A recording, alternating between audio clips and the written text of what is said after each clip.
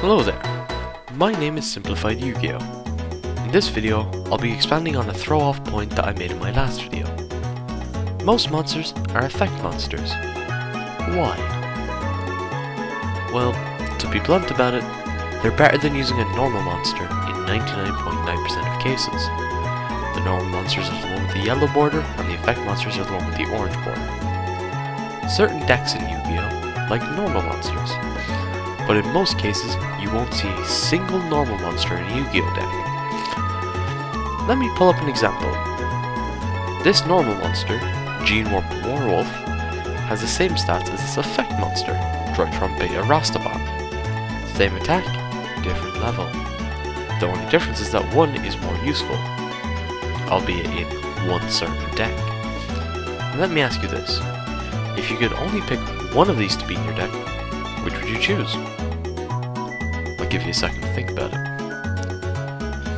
In most cases, you'd want to pick the card with basically a novel in its effect, since it's usually helpful. Trust me, I won't expose you to cards like those until way further down the line. After all, my name isn't Simplified Yu-Gi-Oh! For nothing. The simplest way to describe it is that they're better. It's usually better to have an effect than none.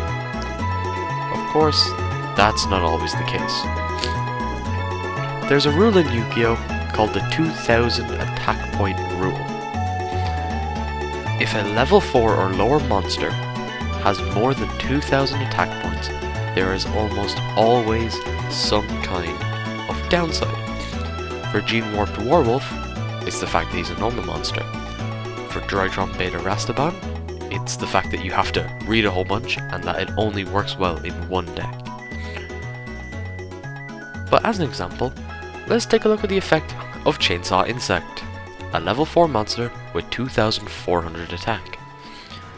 Its effect makes it horrendous to play, because it lets your opponent draw a card for free, especially if they attack it with a stronger monster. This is called card advantage.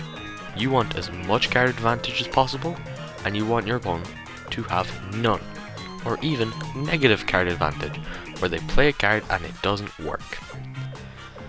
Let's use Pot of Greed as an example. It's an infamous banned card. This card gives you +1 card advantage since its effect is so simple. Draw 2 cards. You use 1 card and you gain 2 more, which would drastically help you if you got a bad hand, and you would always want to play it as soon as you know you're safe. That's why I say it's usually better to use effect monsters. When you're playing, you're usually using what's called an archetype. This is a set of cards with similar names that work together.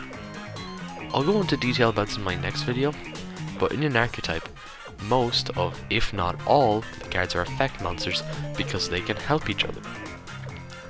This is why most monsters in Yu-Gi-Oh! Are effect monsters. If you enjoyed the video, I'm glad. See ya!